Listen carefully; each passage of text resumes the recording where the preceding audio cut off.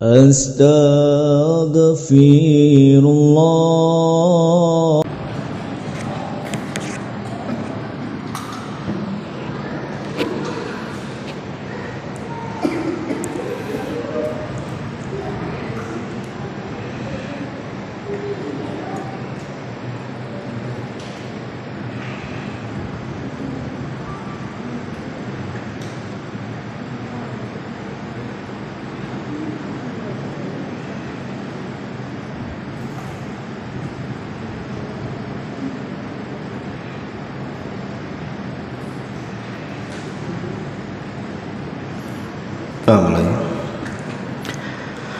Bismillahirrahmanirrahim. Assalamualaikum warahmatullahi wabarakatuh. Bihamdillahi wassalatu wassalamu ala rasulillah wa ala alihi wa sahbihi wa mawalah wa la hawla wa la quwata illa billahi wa ba'du.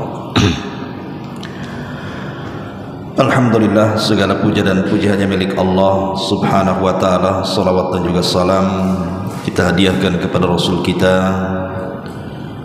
Nabi besar Muhammad sallallahu alaihi wa ala alihi wasallam.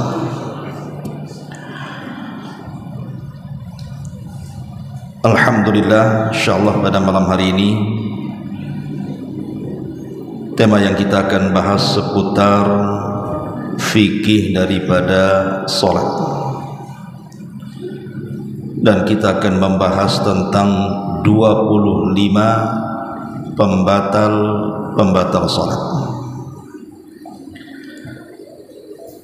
Khotfidin yang dimuliakan Allah subhanahu wa ta'ala, penting kita harus memahami tentang pembatal sholat ini, karena salat sendiri adalah awal ma yuhasabu bihil abdu yaumal qiyamah, perkara yang akan pertama kali dihisab di hari kiamat adalah salat. Sehingga karena salat ini amalan yang sangat mulia, jangan sampai salat yang kita lakukan itu tidak diterima karena mendatangkan pembatal-pembatalnya. Apa saja 25 pembatal salat ini? Khusus santri antum catat. Yang pertama adalah meninggalkan rukun daripada rukun salat. Dan rukun salat itu ada berapa? Ada 14. Pertama, berdiri. Yang kedua, takbiratul ihram. Yang ketiga, baca Fatihah. Yang keempat, ruku. Yang kelima, bangkit daripada ruku. Yang keenam, i'tidal. Yang ketujuh, sujud. Yang kedelapan, bangkit daripada sujud. Yang kesembilan, duduk di antara dua sujud. Yang ke-10, tumakninah. Kemudian yang ke-11, tasyahud akhir. Kemudian yang nomor 12, duduk di tasyahud akhir. Kemudian yang 13, salam. Dan yang ke-14 adalah tertib. Itulah 14 rukun daripada rukun-rukun salat. Ada yang menambahkan seperti mazhab Syafi'i niat, tetapi niat yang rajih wallahu alam bukan rukun tapi syarat daripada syarat sahnya salat. Yang ingin saya katakan bahwa kalau 14 perkara ini sampai tidak didatangkan dalam salat, maka dipastikan salatnya batil. Orang bisa berdiri tapi tidak mau berdiri, batal salatnya. Dan begitu seterusnya. Dan rukun salat ini tidak bisa ditinggalkan karena alasan satu, dia lupa.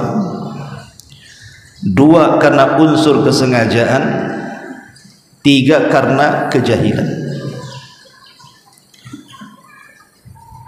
Kalaupun ada 3 perkara ini, maka tetap batal salatnya. Pamannya ada orang dia salat harusnya berdiri malah duduk, maksudnya salat wajib ya.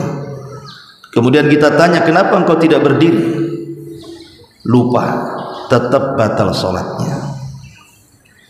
Kenapa kamu tidak berdiri? Saya tidak tahu, batal salatnya. Kenapa tidak berdiri? Tidak sengaja, batal salatnya. Jadi meninggalkan rukun itu tidak ada alasan. Apakah Anda lupa, apakah Anda sengaja atau tidak sengaja, ataukah Anda tahu atau jahil, kalau meninggalkan batal salatnya. Tidak ada cerita kalau meninggalkan rukun itu. Ini yang pertama. Yang kedua, sengaja meninggalkan yang wajib. Dan kewajiban salat itu berapa? 8. Pertama, takbir selain takbiratul intik, selain takbiratul ihram, atau disebut dengan takbiratul intiqal. Dari gerakan ke gerakan itu kan ada takbiratul. Itu hukumnya wajib. Kemudian yang kedua, ucapan sami Allahu liman hamidah, baik imam ataupun orang yang salat sendiri. Kemudian yang ketiga, ucapan Rabbana walakal hamd. Kemudian yang keempat, ucapan Subhana rabbiyal azim 1 kali dalam rukuk, kalau lebih sunnah hukumnya. Kemudian ucapan Subhana rabbiyal a'la 1 kali dalam sujud, kalau lebih sunnah hukumnya.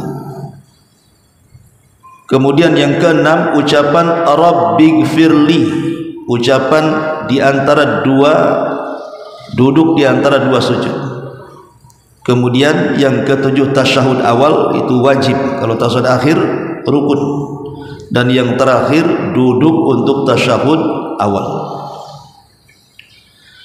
Ini 8 perkara disebut kewajiban salat. Kalau sampai ditinggalkan secara sengaja, maka batal salatnya. Sengaja antum tidak membaca sami Allahu liman hamidah ketika menjadi imam ataupun ketika salat sendirian, batal salatnya. Sengaja tidak takbir ketika hendak ruku, ketika bangkit dari ruku, batal salatnya. Jadi kalau sengaja meninggalkan yang wajib, dipastikan batal salatnya. Tapi kalau tidak sengaja, lupa dan yang semacamnya, maka bisa diganti dengan sujud sahwi tanpa harus mendatangkan yang ditinggalkannya. Ma'asyiral muslimin yang dimuliakan Allah Subhanahu wa taala, ini yang kedua. Kemudian yang ketiga, tidak tumaknina dalam salat. Tidak tumanina dalam salat. Tadi saya katakan bahwa di antara rukun salat apa? Salah satunya tumanina. Ada orang salat itu cepat sekali. Kita lihat terutama salat tarawih biasanya. Itu ngebut-ngebutan tuh. Kadang kita belum selesai bacaan, imam sudah ruku. Kita baru ruku, imam sudah i'tidal. Kita baru i'tidal, imam sudah sujud. Kejar-kejaran dengan imam. Batal salatnya. Karena tumakninah itu min arkanis salat, termasuk daripada rukun-rukun salat. Makanya Nabi SAW sampai mengatakan, innar rajula la yusalli sittina sanatan ma tuqbila atau wa ma tuqbalu lahu salatun la'allahu yatimmu ruku' wa la yatimmu sujud wa yatimmu sujud wa la yatimmu ruku'. Kata Nabi SAW dalam sebuah hadis yang disahihkan oleh Syekh Albani dari hadis Abu Hurairah radhiyallahu an, terkadang seseorang itu melaksanakan salat selama 60 tahun tidak diterima satu salat pun. Jadi ada orang yang selama 60 tahun dia salat, ditolak salatnya. Kenapa kata Rasul? Karena dia hanya menyempurnakan ruku tapi tidak menyempurnakan sujud. Dia menyempurnakan sujud tapi tidak menyempurnakan ruku. dia tidak tumaknina, belum lurus sudah bangkit, dan begitu seterusnya. Ataupun yang keempat, menambah rukun. Ruku 2 kali kayak sholat gerhana. Kalau sholat gerhana tidak apa-apa ruku 2 kali. Tapi kalau sholat wajib tidak ada ruku 2 kali, berdiri 2 kali. Maka siapa yang menambah rukun maka batal sholatnya. Kemudian juga yang selanjutnya adalah sholat sebelum waktunya. Allah mengatakan, inna salata kana 'alal mu'minina kitaban mauqutan. Salat itu bagi seorang muslim kewajiban yang sudah ditetapkan waktunya. Zuhur jam sekian, asar jam sekian, maghrib jam sekian, isya jam sekian, subuh jam sekian. Maka kalau seandainya orang itu salat di luar waktu, maka tidak sah salatnya. Nah, ini juga bagian daripada pembatal salat. Kemudian juga salat tanpa wudu, atau dia sudah berwudu kemudian batal, maka salatnya tidak sah. Nabi SAW mengatakan, la yaqbalullahu salata ahadikum idza ahdatha hatta yatawadda. Allah tidak akan menerima salat salah seorang di antara kalian apabila dia berhadas sampai dia berwudu. Maka orang salat tanpa wudu tidak sah salatnya, atau sudah berwudu, umpamanya dia sedang salat jamaah, kebetulan di saf pertama pula dia, di belakangnya ada 5 saf lagi, kemudian antum kentut di tengah-tengah wudu, batal salatnya, keluar. Jangan karena malu akhirnya diam sampai selesai, tidak boleh, berdosa. Terobos saja, nggak masalah ketika sholat Jumat melewati, ketika sholat jamaah melewati orang yang sedang sholat, asal jangan melewati imam saja, karena sutrahnya makmum itu sutrahnya imam. Maka orang yang kemudian sholat dan dia mendatangkan pembatal wudhu tidak sah sholatnya. Kemudian juga kashful aurat, membuka aurat. Syekh Utsaimin rahimahullahu ta'ala dalam kitabnya Syarhul Mumti' jilid yang kedua, beliau mengatakan bahwa membuka aurat itu ada 4 perkara yang harus diketahui. Kalau antum sholat kemudian membuka aurat, apakah laki-laki atau perempuan, maka perhatikan 4 perkara. Pertama, jika auratnya terbuka, kata beliau, jika auratnya terbuka dengan unsur kesengajaan, amdan, jadi kashful aurati amdan, memang sengaja dibuka auratnya ketika sholat, maka tidak ada khilaf di antara ulama, batal sholatnya, baik terbukanya sedikit ataupun banyak, baik terbukanya lama ataupun sebentar, tetap batal sholatnya kalau ada unsur kesengajaan. Yang kedua, kata beliau, jika auratnya terbuka tidak sengaja, tersingkap angin, ya mungkin ya tersingkap angin sedikit, kemudian terbuka sedikit, umpamanya perempuan pakai kaos kaki, tahu-tahu sobeklah di bagian jempolnya tuh, nampak pula lah jempolnya, kan bisa saja terjadi itu, koyak di bagian kakinya kan, ibu-ibu tuh ya. Maka kalau tidak ada unsur kesengajaan, hukum sholatnya tidak batal, nggak sengaja ya. Jadi kata beliau, kata Syekh Utsaimin, jika tidak ada unsur kesengajaan dan terbuka sedikit, tidak banyak ya, sedikit saja, maka tidak batal. Yang ketiga, jika auratnya terbuka tidak sengaja tapi terbukanya parah, antum ketika sholat Allahu Akbar melorot pula sarung tuh, lupa pula tak pakai celana dalam, seandainya terjadi, itu kan parah namanya ya. Jadi kalau yang seperti ini kemudian ketika melorot itu nggak ada sengaja kan, mungkin kurang kencang sarungnya, melorot, langsung diangkat lagi sarungnya, langsung diikat. Bagaimana hukum sholatnya? Kata Syekh Utsaimin, jika auratnya terbuka dengan sengaja dan terbukanya parah, kemudian segera ditutup lagi, maka hukum solatnya tidak batal menurut pendapat yang kuat, wallahu a'lam. Dan yang terakhir, jika auratnya terbuka tidak sengaja dan terbukanya parah, seperti tadi melorot gitu ya, dalam waktu yang lama, baru diketahui setelah sholat, maka harus diulang sholatnya. Umpamanya nih, seseorang pakai celana, robek pula celananya itu dari belakang. Kalau ruku, umpamanya kainnya terbelah, nampaklah duburnya. Dia tidak tahu sebenarnya, dan baru tahu itu setelah sholat. Kata Syekh Utsaimin, batal sholatnya, harus diulang. Karena kan lama dia dari awal sholat masalahnya sampai akhir sholat baru tahu, batal sholatnya, harus diulang ya. Ini juga tentang kasyful aurat. Kemudian juga selanjutnya istidbarul kiblah. Seseorang sholat tidak menghadap kiblat, tahu kiblat itu ke sini, malah membelakangi kiblat atau nyerong ke samping kiri ke kanan, tidak menghadap kiblat. Maka menghadap kiblat itu adalah syarat daripada sahnya salat. Dan apabila seseorang meninggalkan syarat, hukumnya sama dengan meninggalkan rukun, batal ibadahnya, kecuali dalam 3 perkara. Seseorang boleh tidak menghadap kiblat itu dalam 3 perkara saja. Pertama, kalau dia memang al-ajzu, lemah, entah sakit parah, dia tidak bisa menghadap kiblat.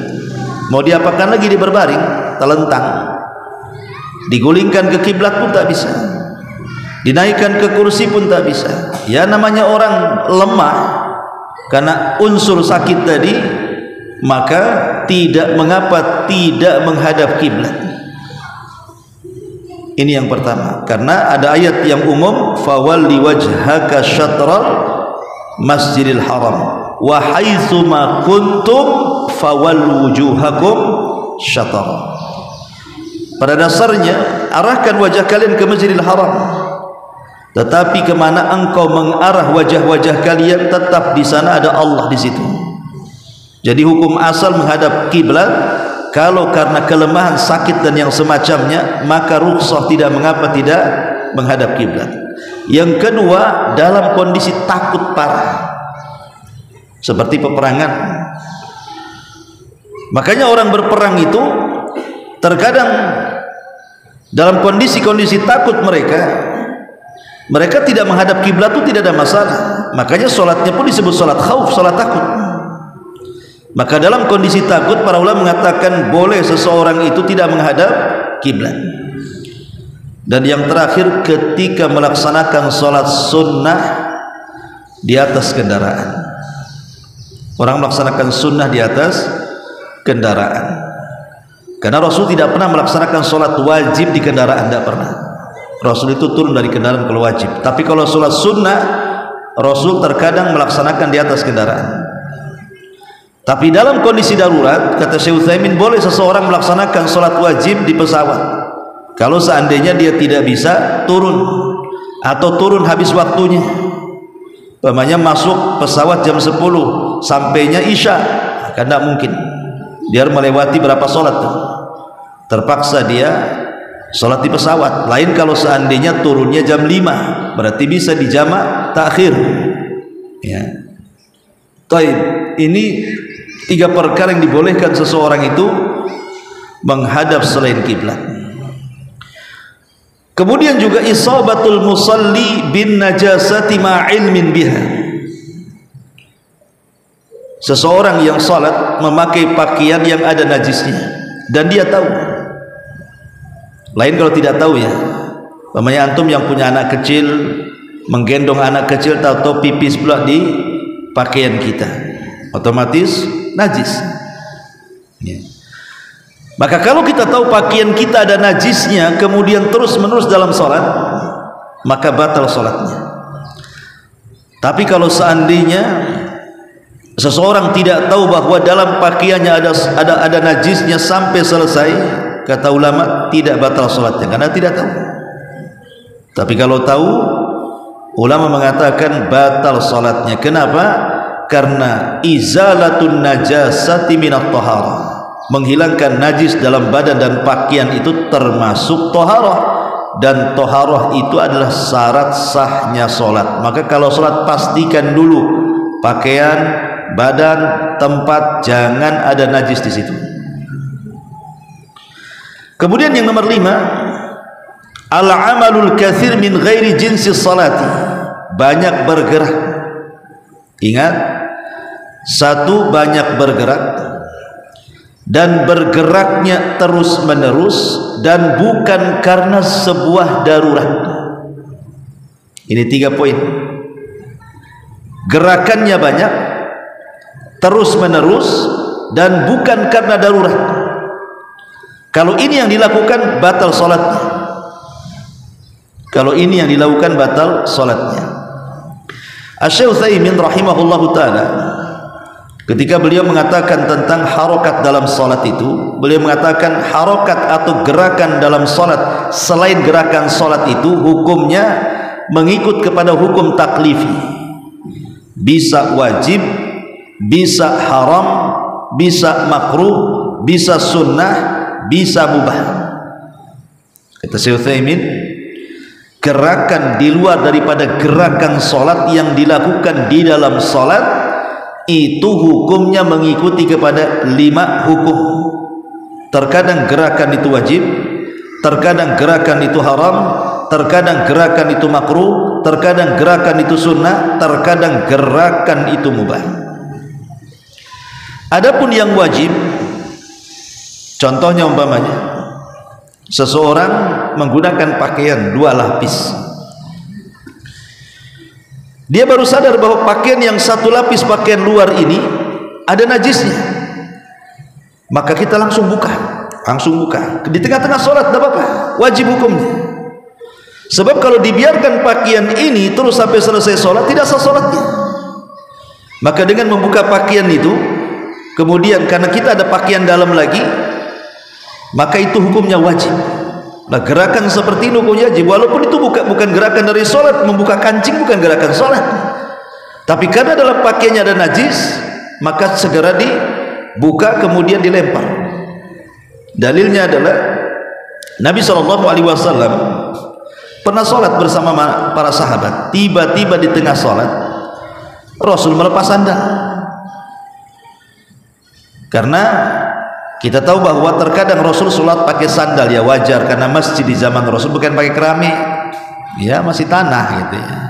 Terkadang Rasul sholat pakai sandal, itu sunnah hukumnya, sunnah mahjur, sunnah yang ditinggalkan kadang-kadang. Jadi tengah-tengah sholat tiba-tiba Rasul melepas sandal. Lah sahabat di belakang ketika melihat Rasul melepas sandal, ikut lepas sandal. Jadi selepas sholat Rasul mengatakan kepada para sahabat, ngapain kalian ikut-ikut lepas sandal, katanya. Sahabat polos saja, Rasul, kami melihat engkau melepas sandal, ya kami lepas sandal lah, kan gitu. Itulah para sahabat. Kata Rasul mengatakan, tidak, tadi di tengah sholat Jibril datang kepadaku memberitahu sandalku ada najisnya, makanya aku lepas. Apa di sandal-sandal kan ada najis juga, katanya. Tapi itulah para sahabat, dikhawatirkan itu turun wahyu masalahnya. Tapi yang jelas ini gerakan wajib namanya. Yang kedua, gerakan haram. Gerakan haram ya tadi 3 kaidahnya gerakan haram itu, dan ini membatalkan sholat. Banyak gerak, terus menerus, dan tidak dalam kondisi darurat. Pemain lagi sholat pegang-pegang janggut ini dalam waktu lama, batal sholatnya. Hitung-hitung kancing ini, ya, terus-terusan batal sholatnya. Nggak ada darurat. Ngapain coba untuk main-main di situ? Kemudian yang ketiga, kata Syekh Utsaimin, gerakan yang sunnah. Gerakan yang sunnah. Contoh mamanya, antum sedang sholat jamaah, tiba-tiba di depan antum batal. Antum saf kedua nih, Di saf yang pertama itu ada yang batal kemudian keluar, antum jangan diam saja, tetapi melangkah mengisi saf yang kosong itu. Karena mengisi saf itu hukumnya sunnah, berarti gerakan dalam rangka mengisi saf itu adalah gerakan sunnah.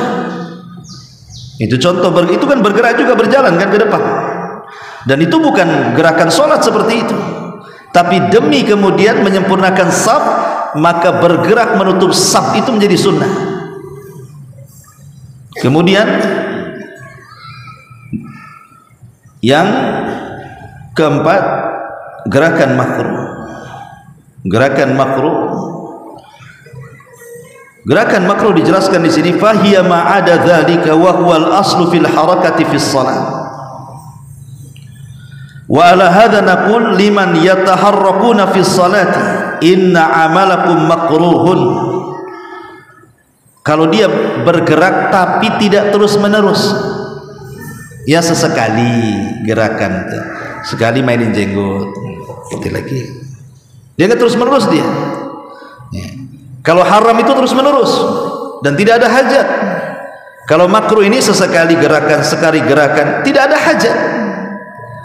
Lain kalau ada hajat, seperti umpamanya Nabi SAW pernah menggendong Umamah, putri daripada Zainab, putri beliau, cucu beliau namanya Umamah.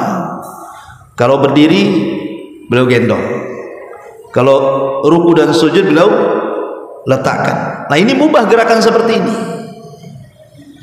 karena memang ada hajat kebutuhan kan, ada hajat yang namanya ini boleh seperti ini, hukumnya mubah, ini gerakan mubah seperti ini. Tapi kalau tidak ada hajat kemudian bergerak tetapi tidak terus menerus, maka ini hukumnya makruh. Itulah Syekh Utsaimin membagi gerakan dalam salat menjadi 5 hukum ya. Kemudian yang membatalkan salat yang lainnya adalah al-i'timad bi quwwatin ala syai'in asna as-salati bi ghairi udhrin, menyandarkan badan kepada sesuatu, entah kepada tiang, entah kepada tembok, pokoknya menyandarkan badannya ketika sholat, yang kalau seandainya sandaran itu kemudian dilepas maka dia akan terjatuh. Jadi mamanya dia nyender ke orang, pas orangnya pergi kita terjatuh, berarti itu menyandar dengan kuat namanya. Maka kalau menyandar dengan kuat, yang kalau sandaran itu hilang kemudian kita terjatuh, batal sholatnya. Tapi kalau bersandarnya tidak kuat, yang kalau sandaran itu hilang kita tidak terjatuh, masih seimbang, maka ulama mengatakan makruh saja hukumnya.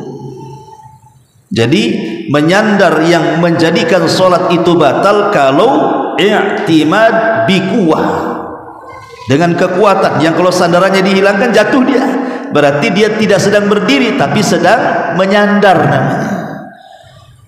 Dan tidak boleh, karena dalam sholat itu berdiri itu rukun. Kalau dia kemudian menyandar, sandarannya hilang, jatuh, Anda bukan sedang berdiri, karena kalau berdiri itu sandarannya hilang tetap dia akan berdiri.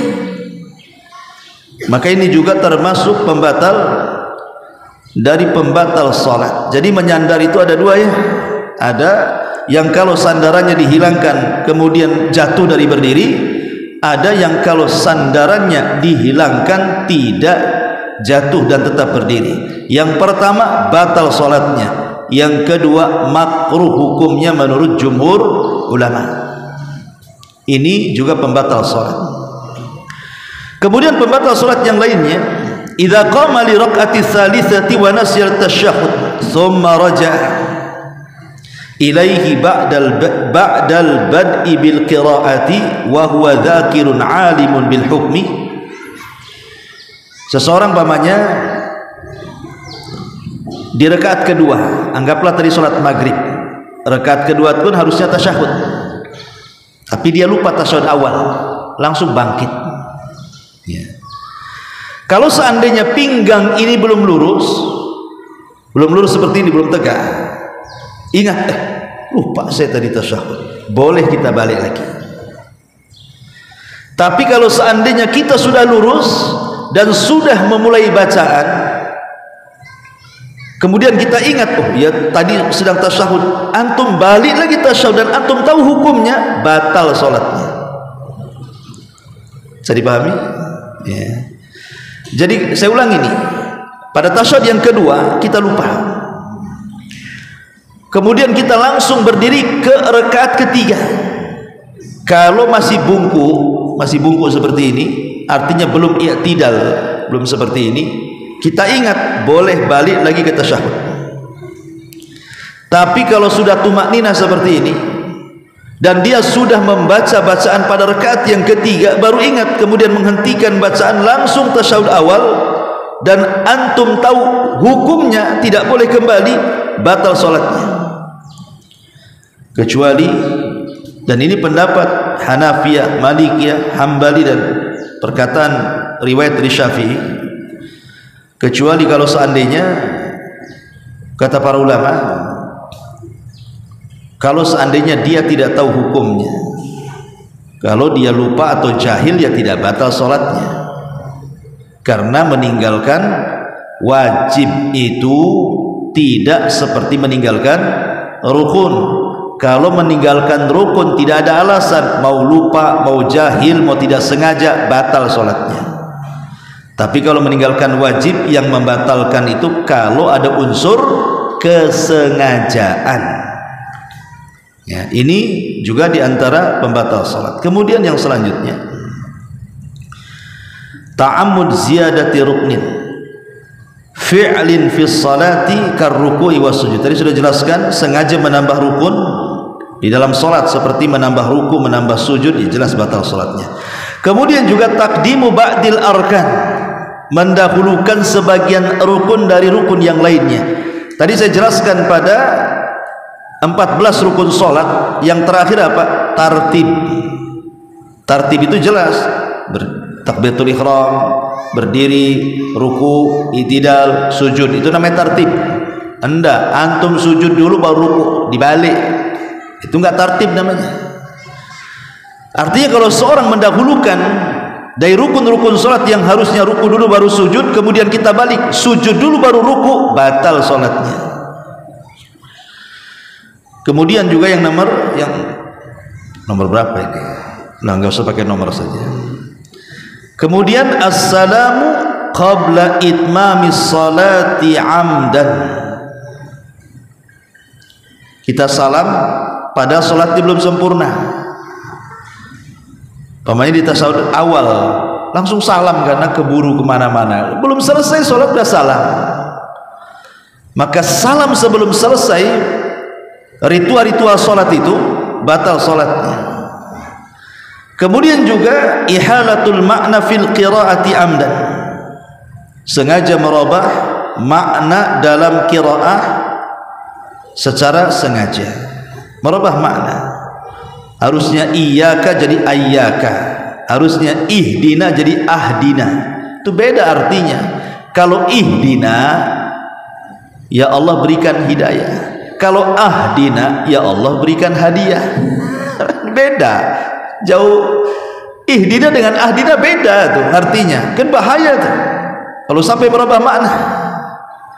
Maka kata para ulama di sini, ihalatul makna fil qiraati amdan, merubah makna secara sengaja, maka batal salatnya. Kemudian juga selanjutnya, ad-dukhulu fi salati uryanan li adami wujudi ma yasturu bihi auratahu, thumma wajada sitratan ba'idatan anhu athna as-salati, fahadha tubtilu salatuhu li'annahu la yumkinuhu an yastatira illa bi amalin kathirin yunafi halas salati. Ketika masuk dalam salat dia telanjang, memungkinkan. Contoh umpamanya, antum masuk kamar mandi, antum nggak ada orang kan, buka baju, buka celana, masuk ke kamar mandi. Rupanya pintu kamar mandi pula bukan pintu manual, pintunya pula itu pakai kartu pula. Ketika masuk kartunya ketinggalan di luar, bisa masuk tak bisa keluar. Seandainya Nunggulah istri antum tuh lama balik, mau nelpon tak ada telepon, dalam kamar mandi, ini dah masuk waktu zuhur lagi. Kemudian bentar lagi mau asar nih. Apa yang antum harus lakukan di situ? Sementara kemudian yang membukakan istri antum boleh jadi mungkin selesai kerjaannya maghrib, dia baru sampai itu. Berarti bisa ketinggalan 3 sholat tuh. Kata Syekhul Islam Ibn Taimiyah rahimahullah ta'ala, sholat walaupun dalam posisi telanjang dengan cara murabba itu sila ya, supaya tidak nampak kali auratnya. Kenapa demikian? Karena meninggalkan kewajiban itu lebih bahaya dan lebih besar dosanya dibandingkan melakukan yang diharamkan. Sholat di kamar mandi haram, tak boleh. Tapi kalau tidak sholat meninggalkan wajib, maka ada kaidah para ulama, tarkul wajib asyad min irtikabil muharram. Meninggalkan yang wajib lebih besar dosanya dibandingkan melakukan yang diharamkan. Karena meninggalkan sholat bisa sampai tingkat kufur. Tapi kalau melakukan yang diharamkan selama tidak menghalalkannya, tidak kufur.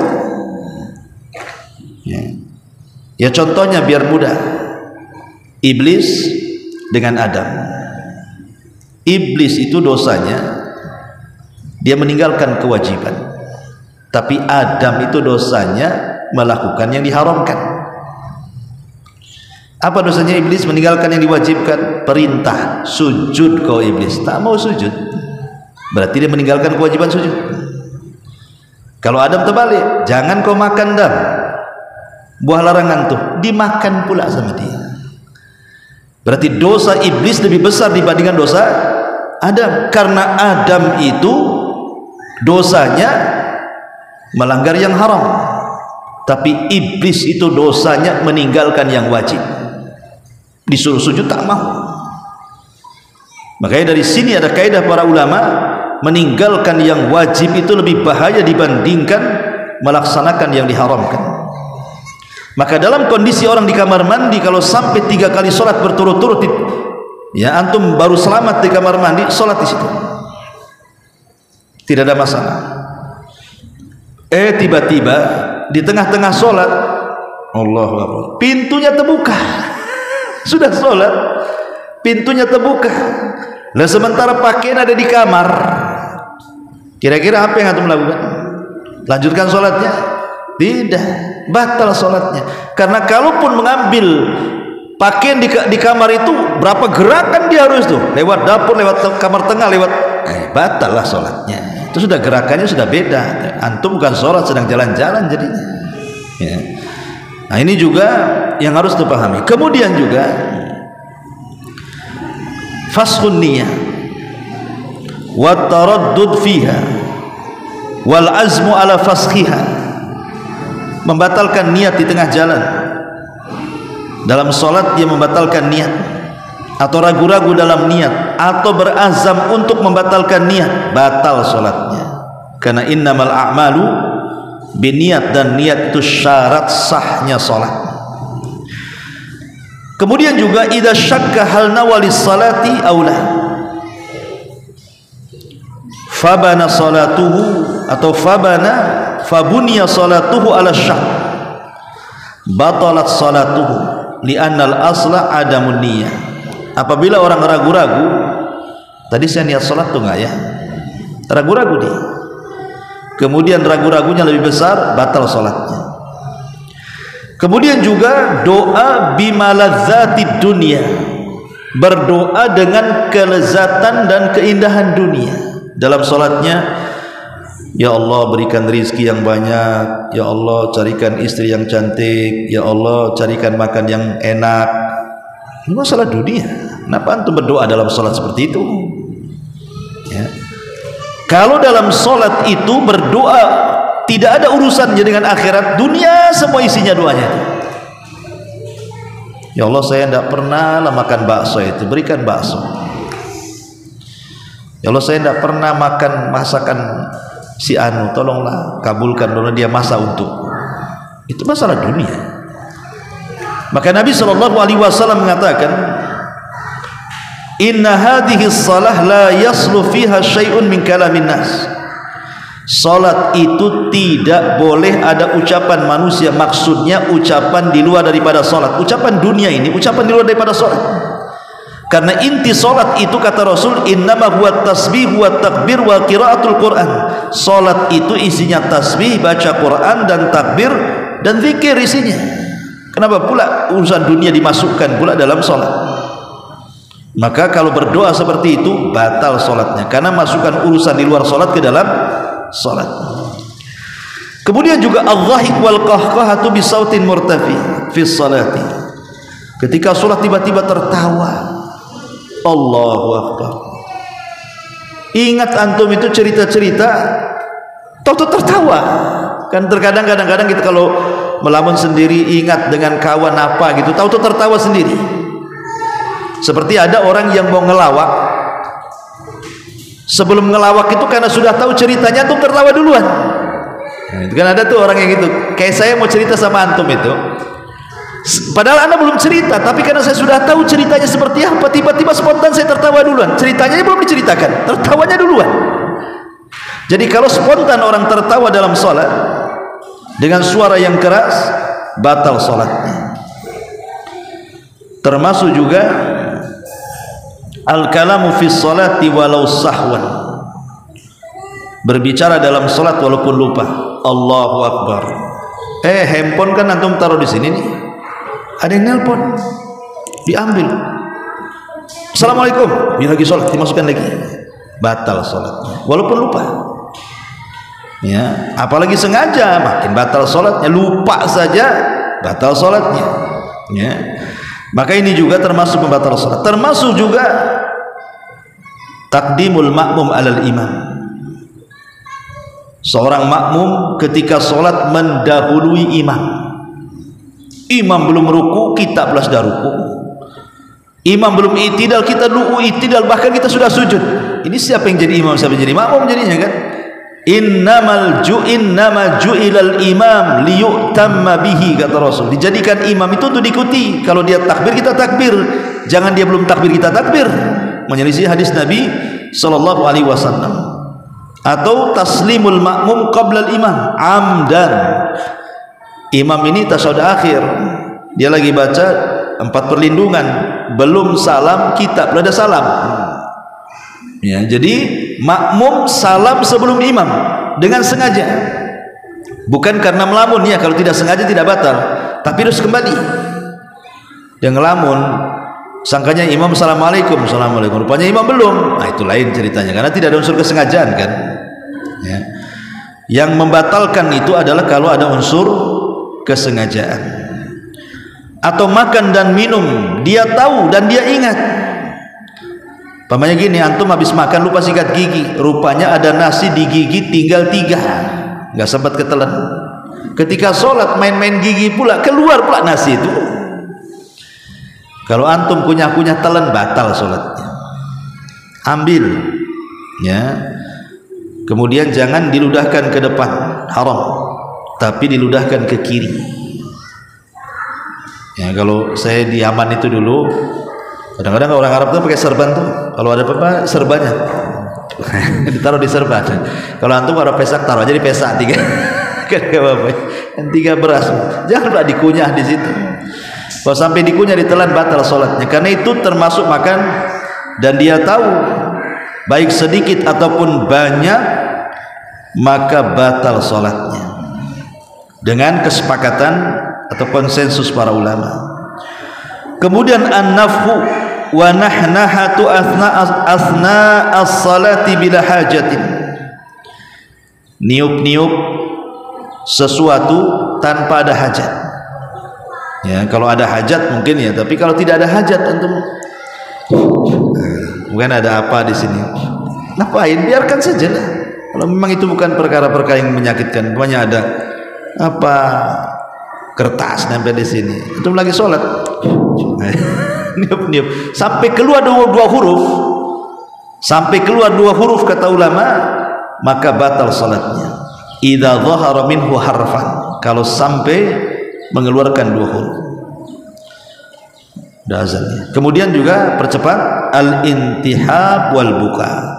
Seseorang menangis dalam salat bukan karena takut kepada Allah, karena ingat hutang, batal salatnya. Tapi kalau takutnya karena azab, bacaan-bacaan Quran yang mengingatkan neraka, azab, menangis, tidak batal salatnya.